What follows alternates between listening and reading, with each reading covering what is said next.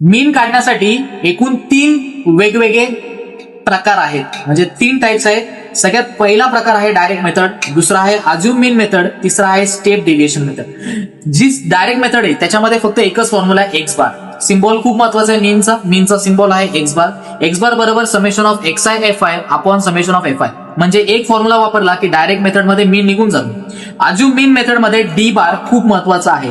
पहिला डी बार काढावा लागतो. आता पाठ करा, तुमच्या मित्रासोबत शेअर करा आणि संध्याकाळी मी लाईव्ह येतोय, सो लाईव्हला नक्की या, कारण 6 मार्चचे सगळे आयएमपी एकाच व्हिडिओमध्ये मी घेऊन येतो. सो डी बार बरोबर summation of F I D I upon summation of F I. आणि मला एक्स बार शोधायचे हे लक्षात असू. ए प्लस डी बार केलं की मला मग एक्स बार भेटून जातो, म्हणजे मला मीन भेटून जातो. ए जो आहे तो अज्युम मीन पद्धतीमध्ये टेबलमध्ये आपण मार्क करून ठेवतो. तुम्हाला साहजिक माहित नसणार आहे 60 सेकंदाच्या रीलवरून कसं काढणार आहे, त्यासाठी यावं लागेल तुला लाईव्ह. स्टेप डेव्हिएशन मेथड मध्ये यू बार एक इंट्रोड्यूस होतो, नवीन फेनॉमेना. यू बारचा फॉर्म्युला आहे summation of F I into you I upon summation of F I.